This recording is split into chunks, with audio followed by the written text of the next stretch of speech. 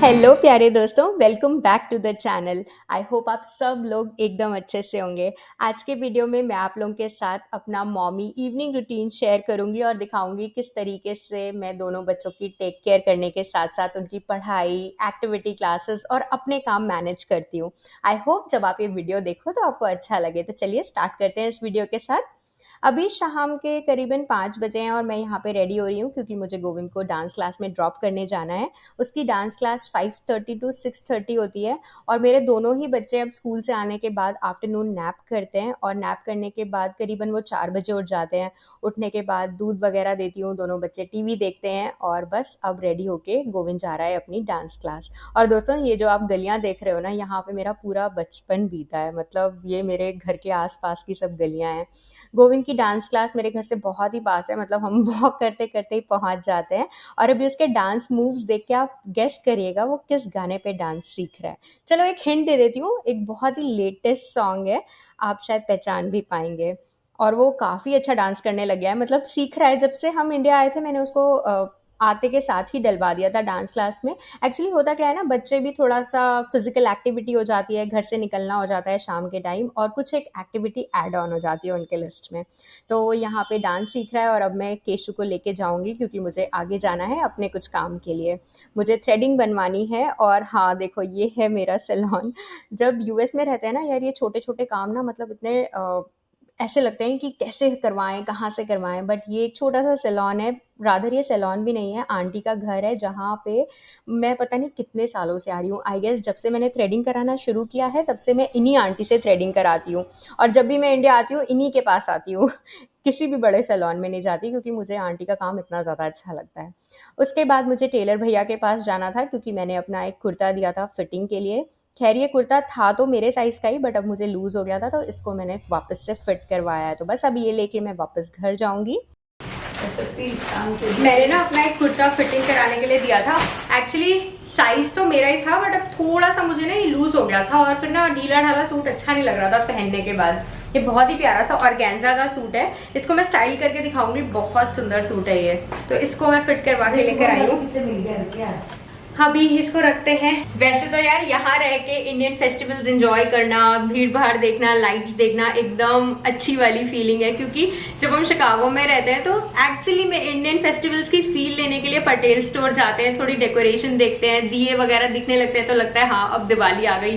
राखियां मिलने लग जाती है तो लगती है रक्षाबंधन आ गई।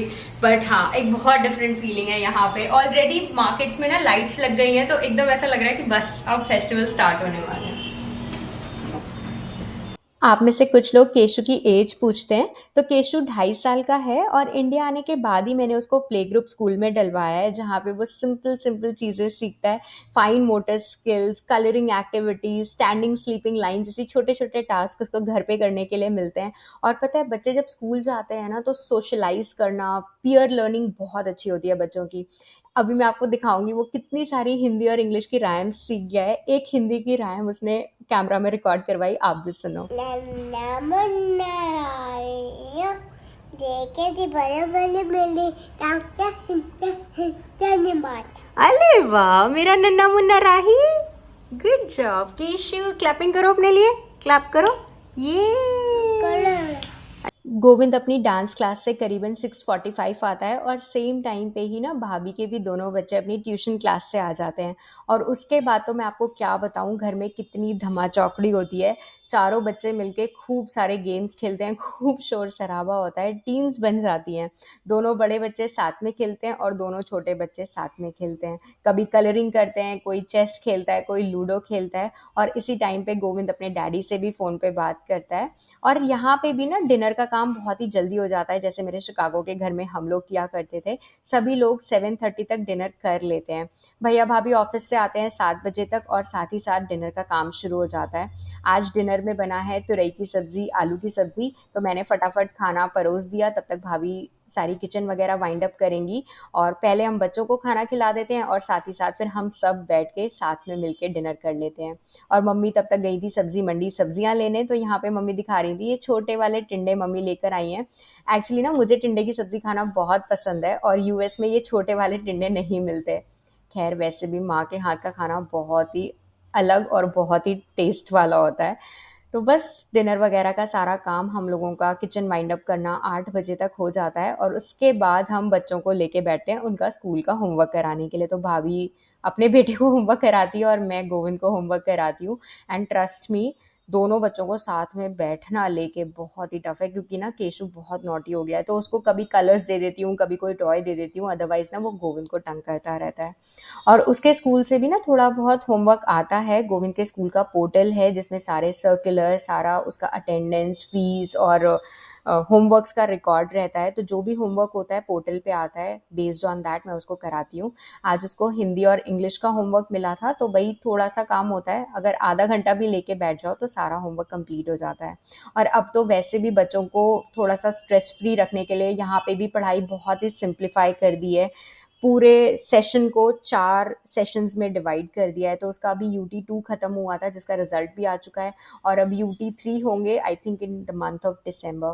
तो बस होमवर्क वगैरह कराने के बाद अगेन बच्चे खेलना कूदना स्टार्ट कर देते हैं। यहाँ पे मैं आई हूँ किचन में, क्योंकि मैं दोनों बच्चों के लिए चाय बनाऊंगी। दोनों को ही थोड़ा सा कंजेशन लग रहा था, तो मैंने सोचा चाय बना देती हूँ। मुझे लगता है अगर चाय पिला दी ना तो कंजेशन अपने आप ही थोड़ा सा डिजॉल्व हो जाता है। और जो गैस पे आप देख रहे हो ना, वो बहुत सारा साग रखा है, मम्मी कल साग की सब्जी बनाएंगी।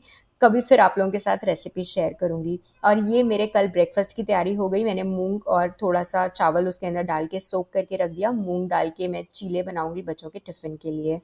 और यहाँ पे मैंने दोनों बच्चों के लिए थोड़ी थोड़ी चाय और अपने लिए भी चाय बना ली। मुझे चाय पीना बहुत अच्छा लगता है, बट हाँ मैं अवॉइड करती हूँ specially in the night time. But किसी दिन बच्चों के लिए बन रहा होता है तो लगता है चलो अपने लिए भी थोड़ी बना लो।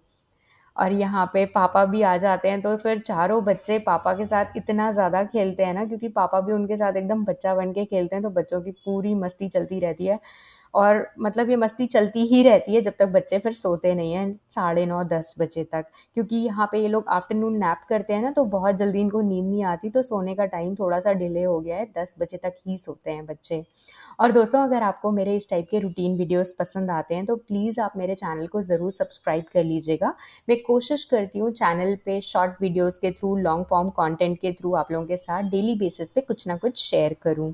और हाँ, अब बात आती है सेल्फ केयर की, तो ये मैंने हेयर ऑयल बना के रखा हुआ है। मैंने आपके साथ इसकी रेसिपी भी शेयर की थी।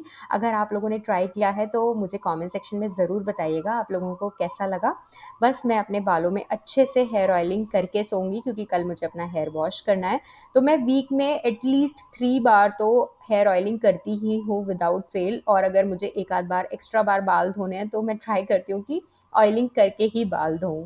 और बस अब मैं बच्चों को वापस रूम में लेकर आई हूँ, इनको मैं बेड में डालूंगी। सबसे पहले ब्रश वगैरह कराऊंगी। एंड ऑनेस्टली बताऊं, जो अभी केशु की एज है ना, उसको हैंडल करना थोड़ा सा टफ हो जाता है, क्योंकि ना वो जिद पकड़ लेता है, और किसी चीज़ की अगर उसने जिद पकड़ ली तो वो फिर उसको चाहिए होती है, तो उसको थोड़ा सा हैंडल करना मुश्किल होता है।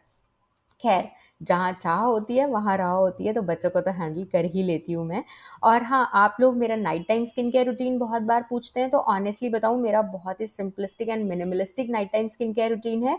मैं ये ओले की रेटिनॉल बेस्ड क्रीम लगाती हूँ फेस वॉश करने के बाद। एंड सेम क्रीम, बेसिकली जो डे टाइम क्रीम होती है ओले की, वो मैं मॉर्निंग में लगाती हूँ सनस्क्रीन के साथ। And that's about it. यही मेरा स्किन केयर रूटीन है। मैं बहुत ज़्यादा प्रोडक्ट्स अपने स्किन पे यूज़ करना प्रेफर नहीं करती हूँ।